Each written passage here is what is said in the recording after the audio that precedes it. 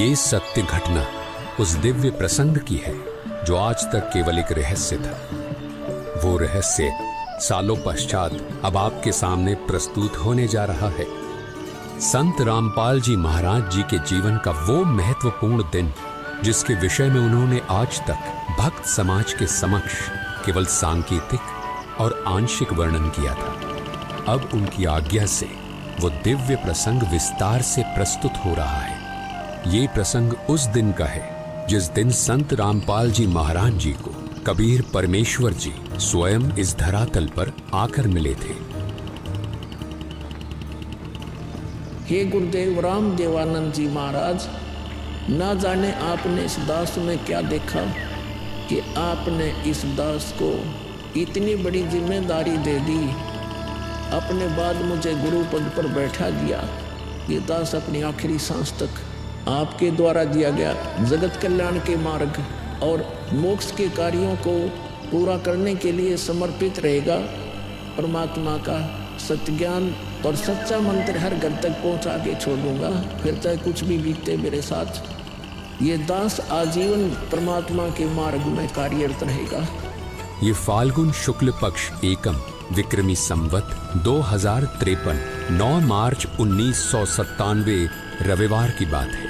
संत रामपाल जी महाराज हरियाणा के झज्जर जिले के एक झाड़ली कस्बे में गरीबदास जी महाराज जी की वाणी का पाठ करने गए थे। वहां किसी कारणवश पाठ रद्द होने की वजह से वे वापस आ रहे थे। वहां से लौटते समय संत रामपाल जी महाराज कबीर परमात्मा की याद में मग्न अपने दोपहिए वाहन पर सवार वापस लौट रहे थे। संत रामपाल जी महाराज स्कूटर को रास्ते में एक चाय की दुकान के पास रोक देते हैं। राम राम महाराज जी। राम राम भगत जी। महाराज जी चाय समोसा लगा दूं? हाँ भगत जी लगा दीजिए।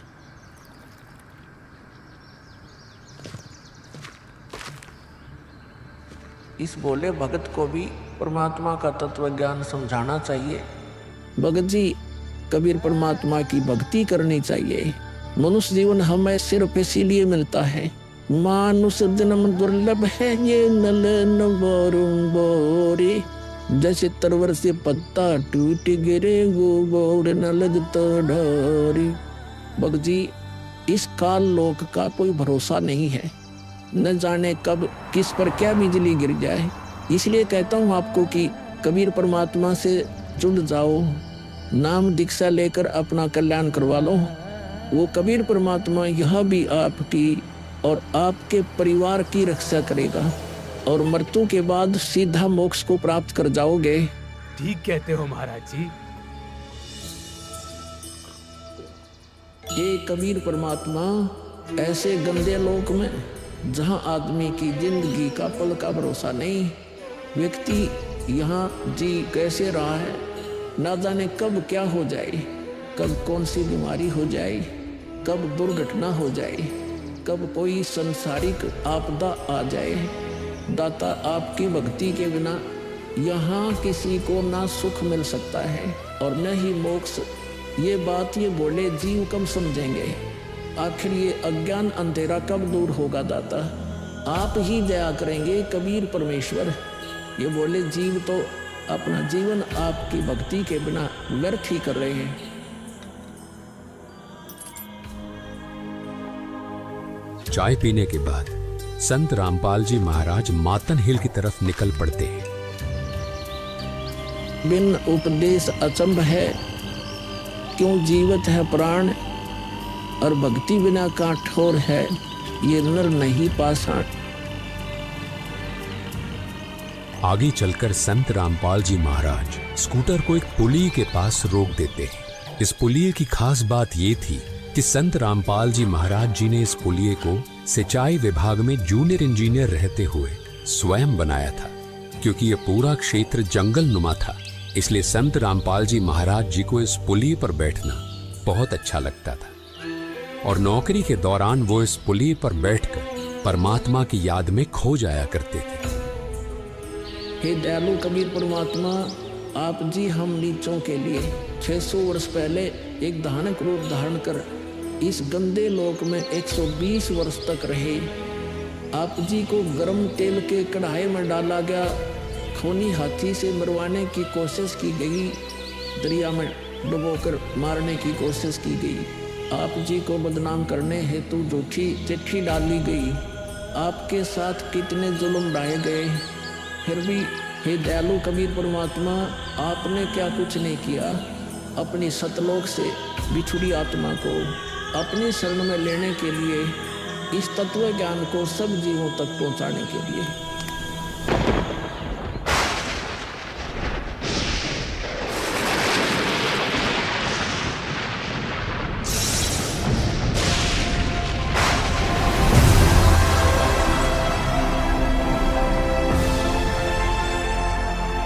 साहेब कबीर आजा आत्मा तोए पुकारती, तेरे हाथ में चाबी वो सतगुरु सतलोक द्वार की।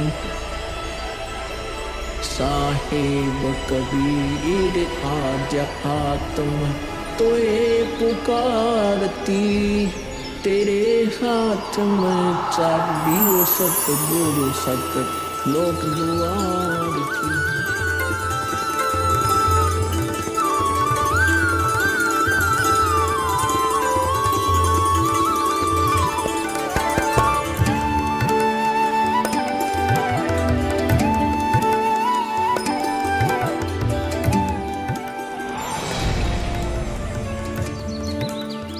राम राम भगत जी। राम राम। आओ भगत जी बैठिए, खड़े क्यों हो। संत रामपाल जी महाराज अपने परने को पुलिया की दीवार पर बिछा देते हैं और महात्मा जी से बैठने का आग्रह करते हैं। कहाँ से आए हो बेटा, क्या करते हो। भगत जी वैसे तो मेरा गांव धनाना है, जिला सोनीपत में पड़ता है। अब एक छोटा सा मकान बनाकर रोहतक में रहता हूँ। जूनियर इंजीनियर था, लेकिन अब नौकरी छोड़ दी है। बेटा तेरे धनाना और रोहतक वाले घर के बारे में तो मैं अच्छी तरह से जानता हूँ, और यह भी जानता हूँ कि तेरे 2 पुत्र और 2 पुत्री हैं। मैं तो यह पूछ रहा था कि इस जन्म से पहले तेरा घर कहाँ था। अरे इन महात्मा जी को मेरे बारे में इतना कैसे पता है। महात्मा जी जन्म से पहले हम सतलोक में थे, वही हमारा घर था। लगता है ये भगत जी राधा स्वामी पंथ के अनुयायी हैं। इनको सत्य का ज्ञान कराना चाहिए। मेरे गुरुजी स्वामी रामदेवानंद जी हैं। मेरे भगवान कबीर देव जी सृष्टि के रचनहार हैं, वही सतपुरुष है। कुछ पंथ वाले सतलोक के विषय में तो बताते हैं, लेकिन वे सतपुरुष को निराकार बताते हैं, जो कि बिल्कुल झूठ है। भक्त जी मैं स्वयं संत गरीबदास जी के पंथ से जुड़ा हूँ। संत गरीबदास जी गांव छुड़ानी जिला झज्जर वाले थे, और उनको 10 वर्ष की उम्र में कबीर परमात्मा जी जिंदा महात्मा के रूप में मिले थे। उसके बाद कबीर परमात्मा जी गरीबदास जी की आत्मा को अपने साथ सतलोक ले गए थे, और वहाँ की सारी व्यवस्था दिखाकर उन्हें इस धरती पर वापस छोड़ा था। फिर उन्हीं बालक गरीबदास ने सतलोक के बारे में बताया कि ऊपर सतलोक है, वहाँ सारी सुख सुविधा उपलब्ध हैं, सदाबहार बाग हैं, नर नारी की सृष्टि है। वहीं पर एक गुम्मट युक्त महल में कबीर परमात्मा जी सिंहासन पर बैठे हुए हैं, और वहीं से कबीर परमात्मा जी इस सृष्टि को चला रहे हैं। हम सब वहीं रहा करते थे, वही हमने जाना है। जो सतलोक में केवल प्रकाश ही प्रकाश बताते हैं, उनका ज्ञान गलत है, वे मोक्ष प्राप्त नहीं कर सकते। भक्त जी उस बालक गरीबदास ने वाणियों के माध्यम से बताया है कि गरीब अनंत कोटि ब्रह्मांड का एक रति नहीं भार, सतगुरु पुरुष कबीर हैं कुल के सिरजनहार। कौन कबीर। हम सुल्तानी नानक तारे दादू को उपदेश दिया, जाति जुलाहा भेद नहीं पाया, काशी माहे कबीर हुआ। बहुत आनंदित करने वाली बातें करते हो, और बताओ कुछ। इन्हें अपना ज्ञान अधूरा लग रहा है। हो सकता है ये नाम दीक्षा लेकर परमात्मा से जुड़ जाए। भक्त जी अगर आपको अपना कल्याण करवाना है तो एक ही तरीका है, नाम दीक्षा। मेरे पूज्य गुरुजी ने मुझे नाम दीक्षा देने का आदेश दे रखा है। मैंने अपना घर और नौकरी छोड़ दी है। अब गुरुदेव जी की ही आज्ञा अनुसार प्रचार और दीक्षा देने का पवित्र कार्य कर रहा हूँ। बेटा, क्या तुम्हारे गुरु जी ने तुम्हें सारनाम और सार शब्द देने का भी आदेश दिया है? इन्हें कैसे पता सारनाम सार शब्द के बारे में? गुरुदेव की आज्ञा थी कि अभी सारनाम को सार्वजनिक नहीं करना है। उन्होंने कहा था कि मुझे स्वयं परमेश्वर कबीर जी मिलेंगे और वही मुझे सारनाम को सार्वजनिक करने का सही समय बताएंगे। तब तक यह सारनाम केवल विशेष विश्वास पात्र अनुयायियों तक सीमित रखना है। बेटा रामपाल, मैं ही सत्य पुरुष कबीर हूँ। अब वह समय आ गया है सारनाम और सार शब्द प्रदान करने का। वह भक्त जी, मैंने आपको बता दिया कि कबीर परमेश्वर मुझसे मिलने आएंगे, तो आप स्वयं ही कबीर परमेश्वर बन बैठे। मैंने अपने गुरु जी से पूछा था कि हे गुरुदेव, मैं कैसे पहचानूंगा जो मुझे मिलेंगे कि वे कबीर भगवान हैं? गुरु जी स्वामी राम देवानंद जी बोले, यह विश्वास करवाना व पहचान करवाना उनका काम है। तभी तो मैं बता रहा हूँ, मैं ही सत्य पुरुष कबीर हूँ। कबीर परमेश्वर जी सबको जिंदा बाबा के वेश में मिले। आप तो जिंदा बाबा वाले वेश में नहीं हो। जिंदा महात्मा तो मुसलमान साधु होते हैं। मुसलमान धर्म तो अभी 1500 साल पहले ही बना है। मेरा असली वेश तो यही है जिस रूप में मैं तुम्हारे सामने खड़ा हूँ। रामपाल, तुम मेरी परम हंस आत्मा हो। जगत कल्याण के लिए मैंने ही तुझे भेजा है। अब सही समय आ गया है सारनाम और सार शब्द देने का। मैं कभी सिर पर मुकुट, कभी पगड़ी, कभी टोपी धारण कर लेता हूँ। चारों युगों में आता हूँ। सतयुग में सत सुकृत नाम से, त्रेता युग में मुनींद्र नाम से, द्वापर युग में करुणामय नाम से और कलयुग में अपने वास्तविक नाम कबीर देव यानी कबीर नाम से आता हूँ और तेरे जैसी हंस आत्माओं से मिलकर उनका भ्रम दूर करता हूँ। लेकिन अगर तुझे केवल जिंदा महात्मा के रूप में विश्वास है तो मैं तुझे अपना वो रूप भी दिखा देता हूँ। ये देख।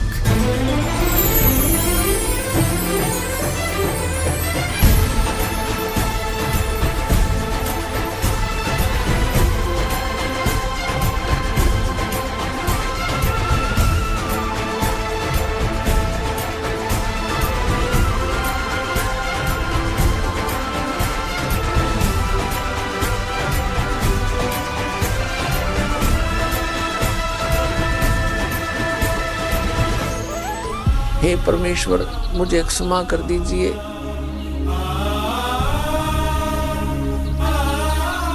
मुझसे अनजाने में गलती होगी।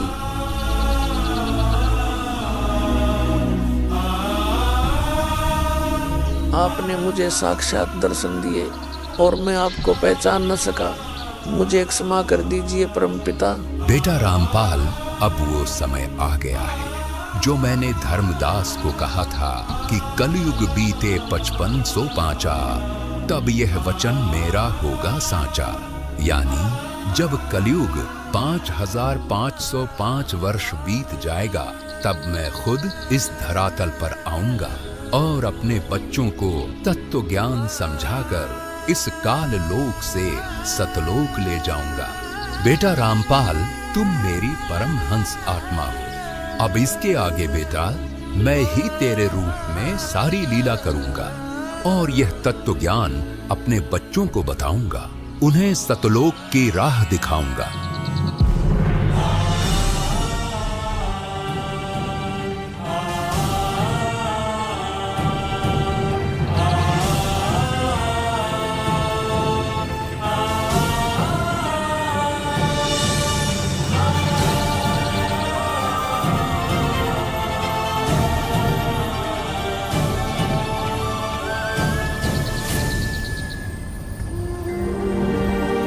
इस प्रकार कबीर परमात्मा संत रामपाल जी महाराज जी को सह शरीर सतलोक भेज देते हैं और अपनी लीला को आगे बढ़ाते हैं। गगी ख्यालवी साल सतगुरु अतल दिगंबर धीर भक्ति हेत काया धर आए अवगत सहत कबीर भक्ति हेत काया धर आए अवगत सहत कबीर अमर करूं सतलोक पठाऊं तात बंदी छोड़ कहाऊं।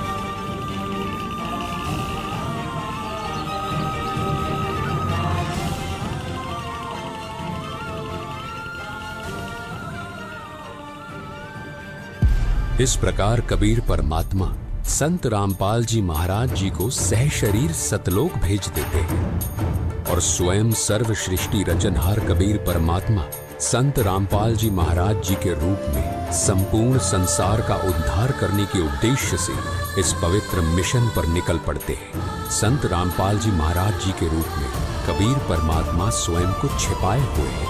उनके इस लीला को समझना आम जीव की समझ से बहुत दूर है। एक संत के स्वरूप में परमात्मा के अभिनय की ये अद्भुत सच्चाई भक्त समाज के लिए जानना बहुत जरूरी था। साक्षात कबीर परमात्मा के स्वरूप बंधी छोड़ सद्गुरु रामपाल जी भगवान की जय हो। अब बच्चों ज्ञान पूरा आ चुका है और वो ठीक का समय आ गया है।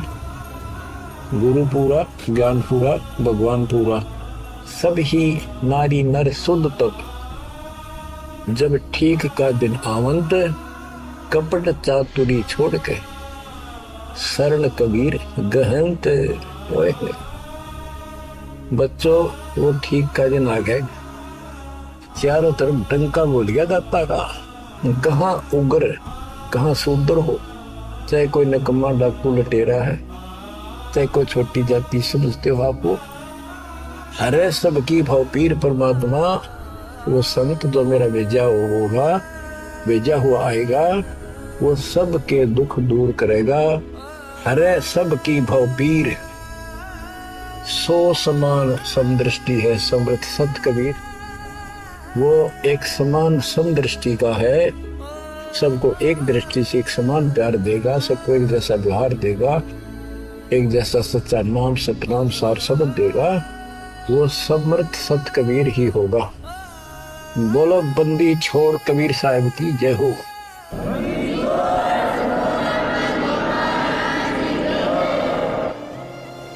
आपके मोक्ष के लिए परमात्मा ने कसर नहीं छोड़ रखी। जो भी संभव व्यवस्था है वो सारी कर दी है। बच्चों तुम भी दया करियो, रहम करियो उस परम पिता पे। बच्चों आने वाली पीढ़ियां आपको भी याद करा करेंगी, वो तो चांद सुनी रहेंगे, आपका नाम रहेगा कि हमारे कौन माता पिता, कौन दादा परदादा दादी इसे अमृत ज्ञान को हमारे कुल में लाए थे। आने वाली पीढ़ियों के उद्धार के लिए तुम जिम्मेवार हो, कुर्बान हो जाओ। पहचान लो उस परम पिता को और पहचान लो अपने गुरुदेव को। परमात्मा आपको मोक्ष दे, आपको सद्बुद्धि देकर रखे, आपको भगवान की याद बनी रहे, सतलोक याद रहे, काल का कष्ट भी याद रहे, यहाँ भी सुखी रहो, सतलोक में सदा सुखी हो जाओ। ये दास का आशीर्वाद है। सत साहिब।